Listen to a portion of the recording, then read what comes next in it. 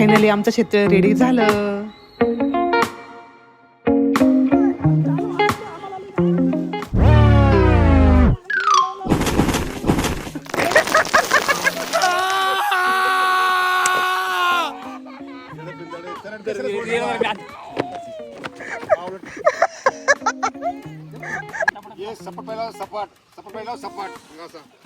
Hello hi guys, welcome back to our YouTube channel live with Pashamu. आज Sunday आहे. माझी तब्येत एवढी छान बरी नाही आहे. आम्ही फ्रायडेला गावी आलेलो. काल आम्ही छान डोंगरावरती गेलो होतो इथं बाळेश्वरला, आणि तिथं छान मॅगी वगैरे बनवली, भेळ वगैरे खाल्ली. तर काल सॅटर्डे होता, आज संडे, आज निवांत होता. तर घरच्या सगळ्या ज्या लेडीज आहेत त्या टोमॅटो तोडायला गेल्या होत्या, आणि माझं फ्रायडेचं ऑफिसचं काम थोडंसं बाकी होतं, कारण आम्ही घरी आल्यामुळं माझं काम भरपूर बाकी राहिलं होतं. म्हणून मी ते आज सगळं काम पूर्ण केलं.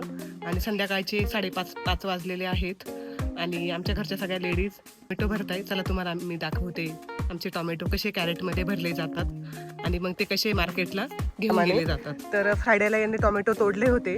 घरच्या घरीच तोडतोय कारण माल थोडासा कमी आहे. एक बागाचे टोमॅटो सुरू झाले, अजून दुसऱ्या बागाचे टोमॅटो सुरू व्हायचे. 20 का? आणि घरीच भरताय का? कोणी घेऊन जाणार आहे? हा, आपली गाडी का? म्हणजे गाईज आमचा पण ट्रान्सपोर्टिंगचा बिझनेस. आधी आधी टेम्पो होता, तो आम्ही विकला काही कारणास्तव. आता पिकअप आहे. आम्ही पण मार्केटला घेऊन जातो, म्हणजे आमचे नितीन भाऊन येतात आता सध्या तरी. आणि पण आता माल कमी असल्यामुळे आम्ही आमचं ट्रान्सपोर्टेशन बंद ठेवलंय. मग माझे हे चुलत दीर आहेत, ते घेऊन जात आहेत. त्यांच्यासोबत आम्ही पाठवणार आहे आमचे टोमॅटो. काय भाव आहे आता सध्या? 300 रुपये कॅरेट. गाईच 2020 साली टोमॅटो भरले होते, त्याच्यानंतर अजून कधी टोमॅटो भरले नाही. तेव्हा अशी डेट वगैरे ठेवत नव्हते. आता का ठेवले डेट? काय फॅशन निघाली? आता याला बाहेर माल जातो ना, त्यामुळे सडत नाही. हा का? हा का? हा का? आपण कुठं कुठं जातात हे? कोणत्या मार्केटला नेतो टोमॅटो? संगमनेर मार्केटला. पहिले नारायणगावला न्यायचो ना, उन्हाळ्यातले टोमॅटो नारायणगावला, ना आता पावसाळ्यातले. कसे क्वालिटी? किडलेत का टोमॅटो? हा का? छान नाही का म्हणजे हे बाग? हा का? दुसरा तोड. हा का? गाईच मार्केटला असे कॅरेट भरतात. हे जे कॅरेट आहेत ना, हे कॅरेट भरले जातात मार्केटला न्यायला. जे नवीन आहे त्यांच्यासाठी सांगते, पद्धत असते टोमॅटो भरायची. तर आम्ही घराकडून निघालो आहे शेततळ्याकडं. हे आणि नितीन भाऊ तिकडे शेततळ्याकडे गेलेत. राघव पण गेलाय, यश पण गेलाय. थोडंसं ऊन आहे, आणि तुम्हाला सांगितल्याप्रमाणे आमच्या गावाला खूप जास्त डोंगर आहेत. मी तुम्हाला दाखवते बघा, हे सगळे डोंगर आहेत. हे सगळे डोंगर आहे. आमचं गाव पूर्ण डोंगरात वसलेलं आहे, त्याच्यामुळं जेव्हा पावसाळ्यात एकदम छान होऊन जातं. बघा इथं यांनी फ्लावरचं रोप टाकलंय.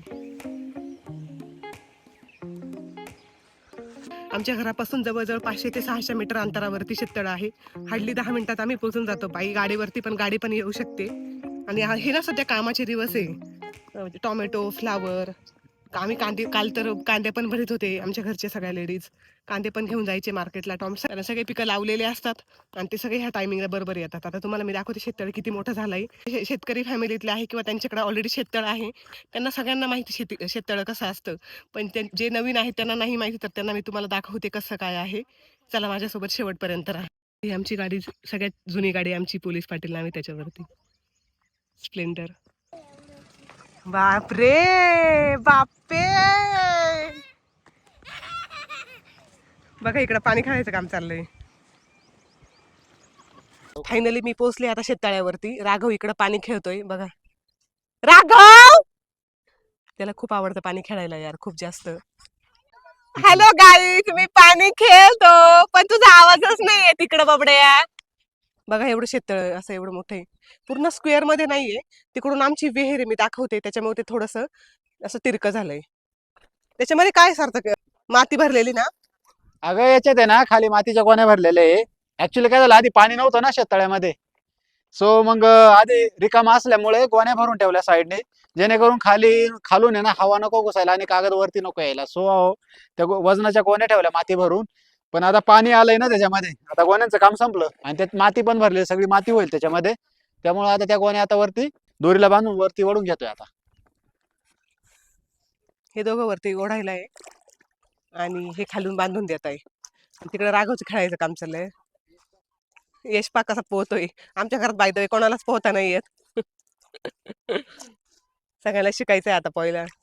तर हे अशा प्रकारे आता त्या गोण्या बांधत आहेत आणि मग नंतर ह्या दाव्याने हे दोघं वरती ओढणार आहेत. बघा हे रेडीच आहे ओढायला. बघा हे बांधताय.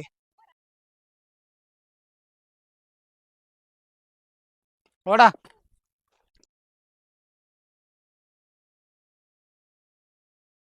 त्याच्यामध्ये ना ऍक्च्युली आधी माती होती ना, आता ते पाणी गोणीतून गेल्यामुळं ते जास्त जड होत आहे त्यांना ओढायला. ती खोलायची आणि पाणी ओतून द्यायचं. बघा म्हणजे डबल काम झालंय हे. आधी माती भरायची, ती खाली सोडायची, परत आता ते बांधून द्यायचे, आता परत ते पाणी सोडायचं. इकडे बघा राघवचा खेळ. बापरे राणी.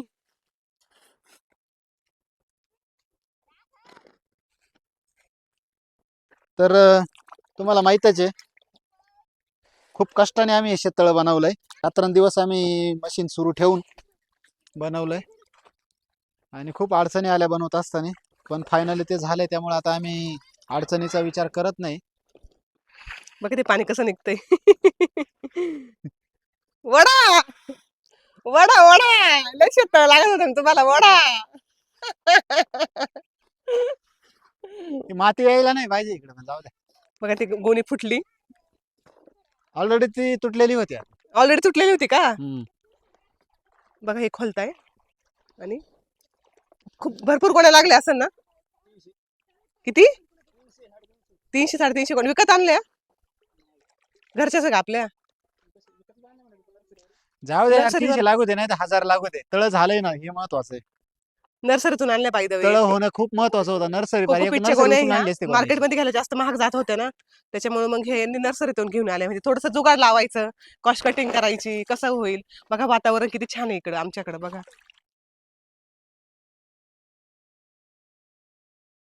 सगळे गेले. राघव गेला, यश गेलाय, रानू तू पण गेली. आम्ही म्हणतोय परी तू जा, पण ती कुठं जातीये, जातच नाहीये.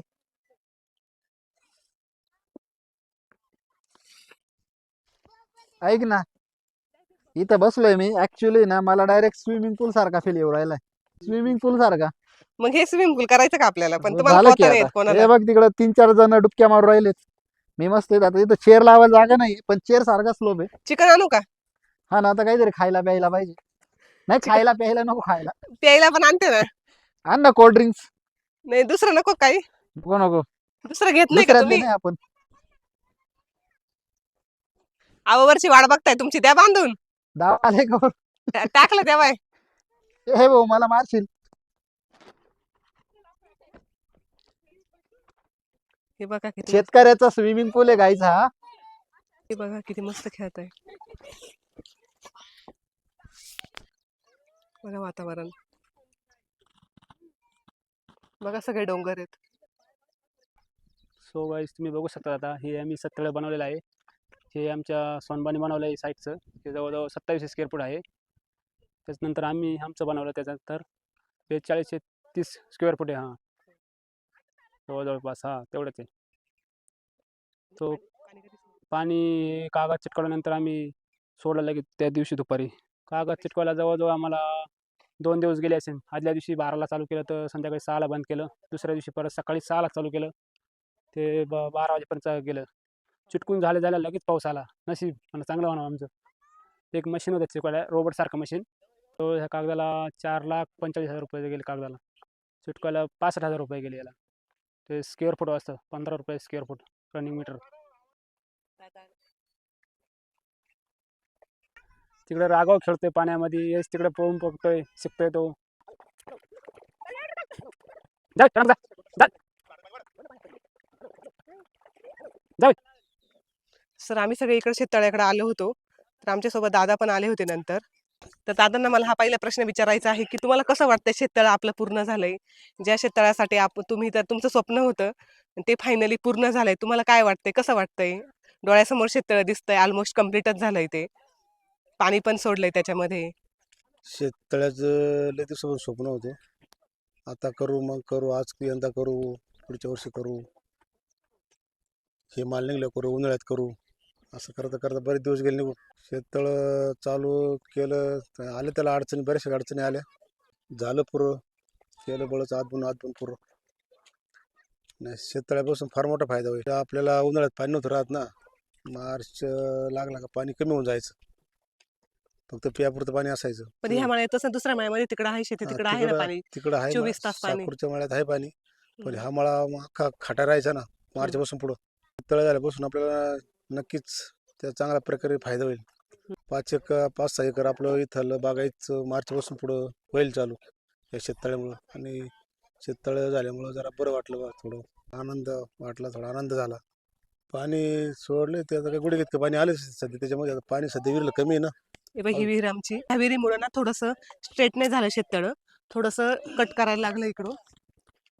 थोडं पाऊस कमी असल्यामुळं अजून विहिरीला चांगलं पाणी आलं नाही. तर पाऊस जर झाला चांगला तर याला कमीत कमी भरायला महिना लागेल. याला भरायला कमीत कमी महिन्याच्या वर जाईल, 2 मोठीला. मोटरीने भरणार ना, मोठीने भरणार. जसं पाणी विहिरीला त्याप्रमाणे भरायचं. एकदा विहिरीला पाणी आलं का इथं 2 मोठी टाकायचे विहिरीमध्ये, इथं जागेवर सोडून द्यायचे. भरपूर मोठं झालंय, काही अडचण नाही. शेततळ खोदायला 5,05,000 रुपये खर्च आला. अजून जाणार त्याला तार कंपाऊंड करायचे. ओके. तार कंपाऊंड कशासाठी? ही रानटी प्राणी इकडे येतेच येऊ नये म्हणून. इकडे डुकरं आहेत, वाघ आहे. ओके, जाऊ शकतो याच्यामध्ये. तो जाऊ शकतो आल्यावर. खाली गेल्यावर मग ते जर खाली गेलं समजा शेततळ्यात, हं. तर ते वर निघायच्या प्रयत्नामध्ये ते नखे लागतात त्या कागदाला, त्याला होलं पडतात त्या नख्यांमुळं. त्याच्यामुळं तार कंपाऊंड करायचे. हं, हं, किंवा आपल्या सेफ्टीसाठी, घरच्याच्या सेफ्टीसाठी सुद्धा हं, हं. तार कंपाऊंडला जवळजवळ ₹1,00,000 खर्च येतो. नेक्स्ट उन्हाळ्यापासून आपल्याला नक्कीच फायदा होईल त्याचा. मे जून पासून आपल्याला नक्कीच फायदा होईल त्याचा. आणि ह्या मळ्यामध्ये बऱ्यापैकी उत्पन्न निघतं ना, कारण हो. शेती इकडे जास्त आहे आपली. तिकडे भरपूर आहे मला, पण ते तिकडे पाणी असतं ना, तिचं पाणी साहेब केलेलं आपण तिकडं. तर पाणी कसं आहे तिकडे 10-12 एकर क्षेत्र आहे. इथं 5-50 एकर क्षेत्र आहे जवळ आपलं. पाणी नाही ना, पाणी कमी आहे. जागेवर नाही असं रणखाम गावाकडे काही, रस्त्याच्या पलीकडून आहे, इथे काही, इथे काही, इकडे 2 पठारीवरती 10 एकराची. पोरं आल्यात मग पुण्यावरून सुट्टीवर 2 दिवसाच्या, पाणी सोडलेले ते बघतात, पाणी खेळतात, पोहतात. पाणी कमी ना, त्याच्यामुळे मग भीती नाही सध्या पाण्याची. हो, भीती नाही अजिबात. पाणी वाढल्यानंतर मग नाही जाता येणार खाली, नाही भीती जाता वाटणार. येणार नाही. आणि मोस्टली आमच्या घरातल्या पोरांना पोहता नाही येते अजून. त्यांना पण शिकवणार आहे मी. थोडं पाणी आलं कमरे इतके, थोडं असं वर आलं पाणी, त्यांना शिकवायचा प्रयत्न करणार आहेत. राघवन परी. राघव, हाय कर, हाय.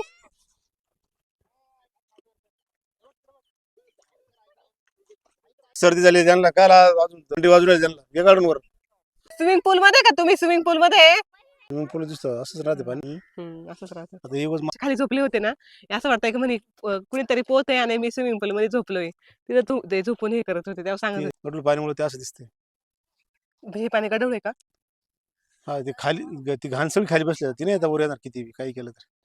आता वर असं निळं पाणी दिसणार सगळं वर. निळं निळं. निळं दिसणार पाणी. घाण सगळी खाली बसली. हे बघा इथं वर बसून कशी मजा बघताय. ही आमची विहीर आहे, याच्यातूनच पाणी आम्ही ह्या शेततळ्यामध्ये सोडतो. आणि ह्या विहिरीमुळं असं स्ट्रेट नाही झालं शेततळं. तुम्ही इथं बघू शकता की शेततळं असं तिरकं करून घेतलंय आम्ही. कारण ह्या विहीर आहे. या प्रकारे आम्ही हे शेततळं बनवलं. तुम्ही याच्या आधीचा व्हिडिओ बघितला असेल तर खूप कष्टानंतर, खूप काय म्हणतात प्रयत्नानंतर फायनली आमचं शेततळं तयार झालंय.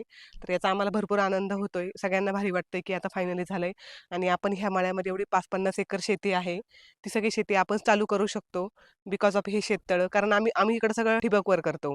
त्याच्यामुळं 10 मिनिटं जरी चाललं तरी पण ठिबकनी सगळी जी 1 एकर वावर असो किंवा जास्त असो, त्याच्यापेक्षा लगेच टोमॅटो असो किंवा दुसरं काही शेत घेतलेलं असो, ते सगळं लगेच ओलं होऊन जातं.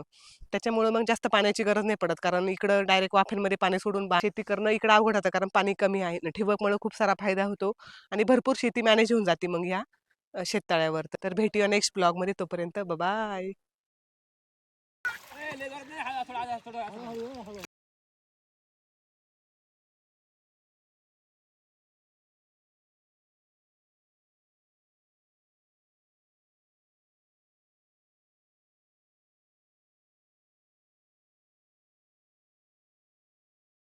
हो, यायला तयारच नाही बाय द वे, त्याला तर बळच घेऊन यायचंय.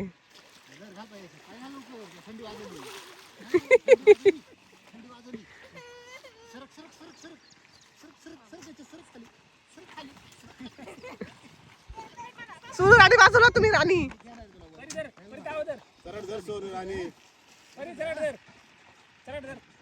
पोरगा पडल बर का हो.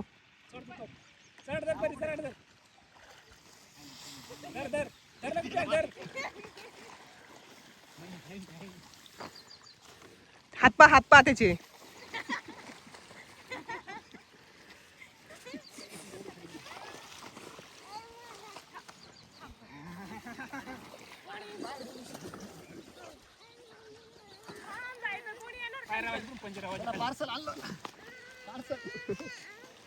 त्याला थंडी वाजन आता.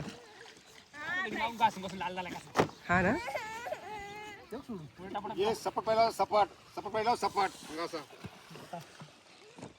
हा पाय इकडे.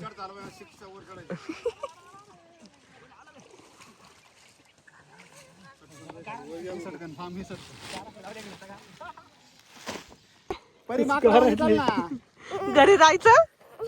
घरी जायचं का. थंडी वाजली.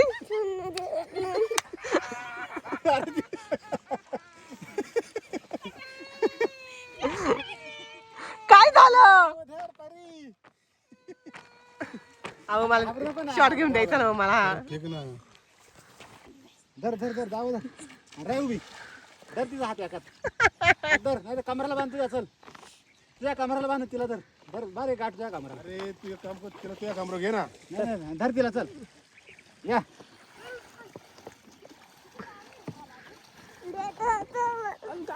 आम्हाला